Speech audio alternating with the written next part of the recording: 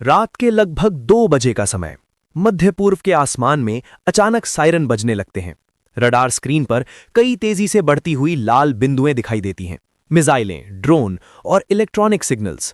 सैन्य control room में बैठे अधिकारी चिल्लाते हैं, सभी एयर डिफेंस सिस्टम तुरंत एक्टिवेट करो।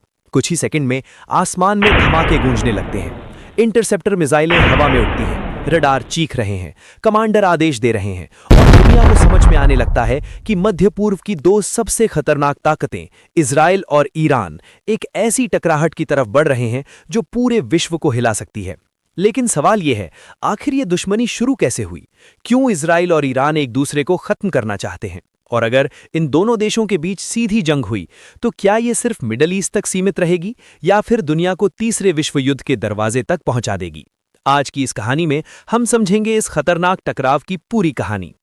आज शायद बहुत लोगों को यह पता नहीं होगा कि कभी इजराइल और ईरान दुश्मन नहीं थे, बल्कि एक समय ऐसा था जब दोनों देशों के बीच गुप्त सहयोग भी होता था। 1970 के दशक से पहले ईरान में शाह मोहम्मद रजा पहलवी की सरकार थी। उस समय ईरान पश्चिमी देशों का करीबी सहयोगी था और उसी दौर में ईरान और इजराइल के बीच खुफिया सहयोग, व्यापार और सैन्य संपर्क भी था। लेकिन फिर 1979 में एक ऐसी घटना हुई जिसने सब कुछ बदल दिया। ये घटना थी ईरान की इस्लामिक क्रांति। इस क्रांति के बाद ईरान में नई इस्लामिक सरकार बनी, जिसका नेतृत्व आयतुल्लाह रूहुल्लाह खुमैनी ने किया।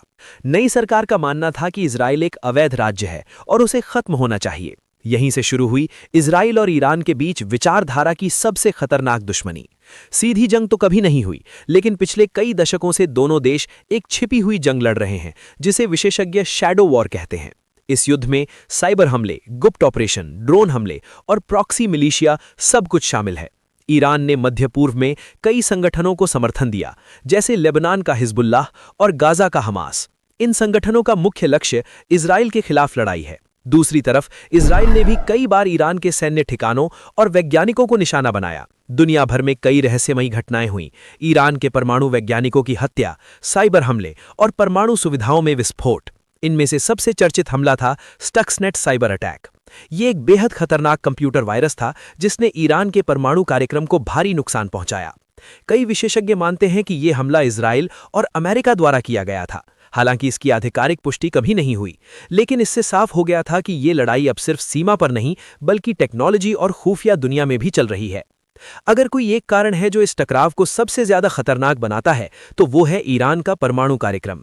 ईरान का कहना है कि उसका परमाणु कार्यक्रम सिर्फ ऊर्जा उत्पादन और वैज्ञानिक अनुसंधान के लिए है, लेकिन इजराइल का मानना है कि ईरान गुप्त रूप से न्यूक्लियर हथियार बनाने की कोशिश कर रहा है।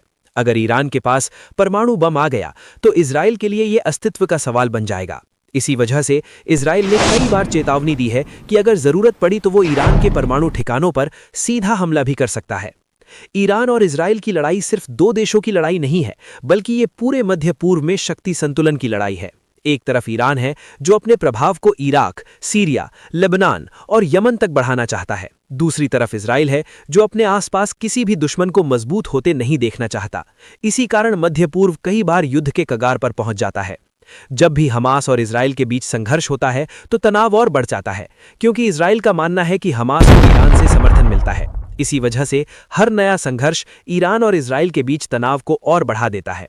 विशेषज्ञ मानते हैं कि अगर ईरान और इजराइल के बीच सीधी जंग हुई तो ये केवल दो देशों तक सीमित नहीं रहेगी। इसमें लेबनान में हिजबुल्लाह, गाजा में हमास, मध्य पूर्व के कई अन्य देश और शायद बड़ी वैश्विक शक्तियां भी शामिल हो सकती हैं। यही कारण है कि दुनिया के कई देश इस टकराव को शांत करने की कोशिश करते रहते हैं, क्योंकि अगर ये संघर्ष भड़क गया तो पूरी दुनिया एक बड़े युद्ध की आग में घिर सकती है। आज मध्य पूर्व एक ऐसे मोड़ पर खड़ा है जहां एक छोटी सी चिंगारी भी एक बड़े विस्फोट में बदल सकती है। ईरान अपनी सैन्य शक्ति बढ़ा रहा है, इजराइल अपनी सुरक्षा को और मजबूत कर रहा है, ड्रोन, मिसाइलें और साइबर युद्ध लगातार बढ़ रहे हैं। और सबसे बड़ा सवाल अब भी वही है, क्या ये टकराव एक खतरनाक युद्ध में बदल जाएगा या फिर दुनिया इसे होने से पहले रोक पाएगी? लेकिन कहानी यहीं खत्म नहीं होती, क्योंकि इस संघर्ष के पीछे कुछ ऐसे गुप्त ऑपरेशन, खुफिया मिशन और सैन्य योजनाएं हैं जिन्हें जानकर आप चौंक जाएंगे।